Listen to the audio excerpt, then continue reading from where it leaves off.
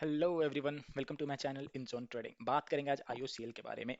अगर आपको लगता है कि आईओसीएल अब भी स्लो मूविंग पीएसयू है तो ये वीडियो आपकी आंखें खोलने वाला है। प्राइस पहले ही अपने सबसे बड़े सप्लाई जोन तक पहुंच चुका है। मैं क्यों बोल रहा हूँ, मैं वो जब और लोअर टाइम फ्रेम पे जाऊंगा तो वो दिखाऊंगा। और अब जो स्ट्रक्चर बन रहा है वो साफ बता रहा है कि आईओसीएल को अब कोई रोकने वाला नहीं है। Top to bottom multiple time frame analysis में मैं दिखाऊंगा कि कैसे IOCL next massive all time high की तैयारी कर चुका है। अगर आप ये मेरी वीडियो देख रहे हैं तो आप ये गेम को एंजॉय करने वाले हैं, या आपको पता होगा कि आईओसीएल में क्या होने वाला है। पर आपको पता है सबसे डेंजरस बात क्या है कि बहुत सारे हम जैसे रिटेल ट्रेडर्स ये सोचते हैं कि आईओसीएल नहीं जाएगा और ये आईओसीएल को हल्के में ले रहे हैं। मैं क्यों ऐसा बोल रहा हूँ सब आपको क्लियर पता चलेगा। वीडियो को शुरू से लेकर अंत तक आप देखिए, आपके सारे सवाल सारे कंफ्यूजन दूर हो जाएंगे।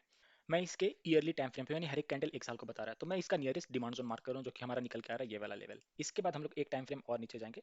ध्यान दीजिए, यहाँ पर हमारा डिमांड जोन तो है बट सप्लाई जोन नहीं है, ठीक है।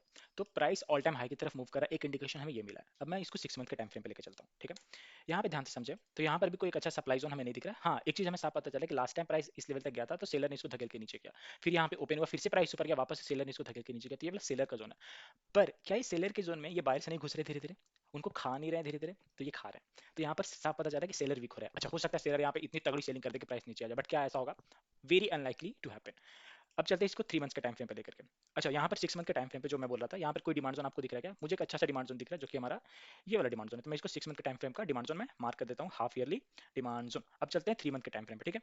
ये आ गए हम लोग 3 मंथ्स के टाइम फ्रेम पे। ध्यान दीजिए, यहाँ पर हमारा रैली बेस रैली था, डिमांड जोन बना, लेकिन यहाँ से एक सप्लाई आया और ध्यान से ये सप्लाई जोन ये डिमांड जोन को खत्म किया, लेकिन वापस यहाँ पे एक बेस कैंडल बना और प्राइस ऊपर उठने की कोशिश करा। तो बैक टू बैक हम मुझे जो चीज समझ में आ रहा है, यहाँ पे मुझे दो डिमांड जोन दिख रहा है। एक हमारा दिख रहा है ये वाला जो कि हमारा मंथली का डिमांड जोन है, एंड ये बहुत स्ट्रॉन्ग है। अब स्ट्रॉन्ग क्यों है? क्योंकि इस डिमांड जोन को अगर आप ध्यान से समझे तो क्या इस डिमांड जोन को सॉरी ये क्वार्टरली टाइम फ्रेम पे हूँ, मुझे लगा मैं मंथली पे हूँ तो माफी चाहता हूँ। तो ये डिमांड जोन जो देखें, इस क्वार्टरली डिमांड जोन को ईयरली का सपोर्ट है, देन हाफ ईयरली का सपोर्ट है, देन दो दो बड़े टाइम फ्रेम का इसके पास सपोर्ट है। तो इसको मैं मार्क करता हूँ क्वार्टरली का डिमांड जोन। एक ये रहा और दूसरा क्वार्टरली का डिमांड जोन ये नहीं है क्या? Rally then base then rally, similar to यहाँ के जैसा तो है। एक डिमांड जोन हमारा यहाँ पर भी बन के आ रहा है। तो ये रहा हमारा क्वार्टरली का डिमांड जोन। अब एक टाइम फ्रेम और नीचे चलते हैं मंथली पे, ठीक है।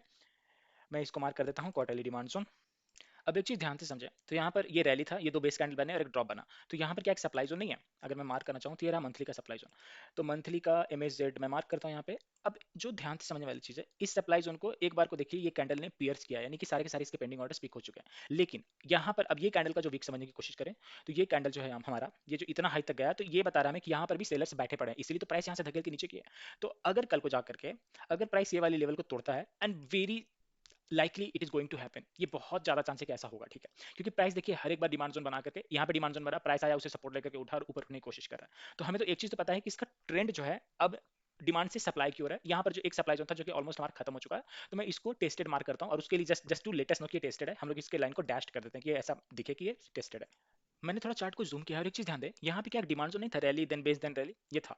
तो अगर ये डिमांड जोन को ड्रॉ करेंगे तो कुछ ऐसा डिमांड जोन नहीं बनेगा क्या? Just red candle, red colour में इसलिए मैंने बनाया ताकि आपको समझ में आ जाए। और एक चीज जो ध्यान से समझे, यहाँ से एक सप्लाई जोन बना और ये सप्लाई जोन ने इस डिमांड जोन में एंट्री दी और यहाँ से देखिए प्राइस ने क्या रैली किया। तो जो डिमांड सप्लाई को फॉलो कर रहे थे, क्या ये उनके लिए अच्छा जोन नहीं होता बाइंग का? डेफिनेटली बहुत ही सॉलिड जोन होता।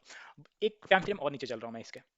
यहाँ पर अगर ट्रेंड समझने की कोशिश करें तो प्राइस क्या कर रहा है? ऊपर जा रहा है, नीचे आ रहा है, ऊपर जा रहा है, डिमांड जोन के आसपास सपोर्ट लेके उठ रहा है, वापस से गया यहाँ से, यहाँ पर जो डिमांड जोन बनी इससे सपोर्ट लेके ये उठा। तो जब ऐसा हो कि प्राइस डिमांड जोन से सपोर्ट लेके उठने लगे और अगल बगल के सारे सप्लाई को खत्म करने लगे, तो अंत आ चुका है ये सेलर का और बहुत ज्यादा चांसेस है कि प्राइस ऊपर उठे। अब यहाँ पर जो हमारा सबसे बड़ा जो वीकली टाइम फ्रेम पे सप्लाई जोन मुझे दिख रहा है जो कि ये वाला है, स्ट्रॉन्ग सप्लाई जोन है क्या? हाँ, ये स्ट्रॉन्ग सप्लाई जोन है वीकली पे।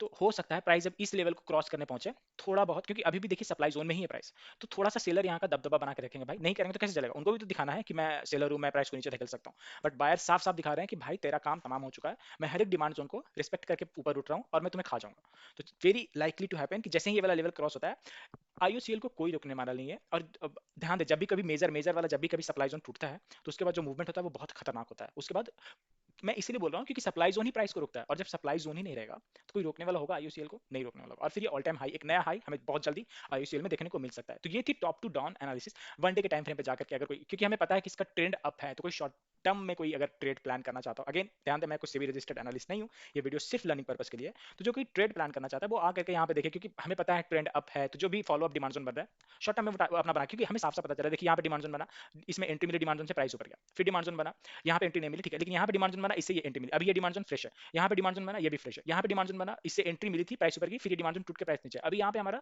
फ्रेश डिमांड जोन बना हुआ है। तो हो सकता है कल को जाकर थोड़ा बहुत प्राइस करेक्शन करे, लाइक ये वाले सप्लाई जोन के चलते, अगर नीचे आए तो इधर के डिमांड जोन से ही उठेगा, और ऑल टाइम जाने से इसको कोई नहीं रोकेगा। उम्मीद करता हूँ आपको मेरी एनालिसिस पसंद आएगी, और अच्छा लगा तो लाइक करें वीडियो को, नए चैनल पे सब्सक्राइब करें। मिलते हैं अगले वीडियो में, ध्यान रखें अपना, अपने परिवार का। धन्यवाद।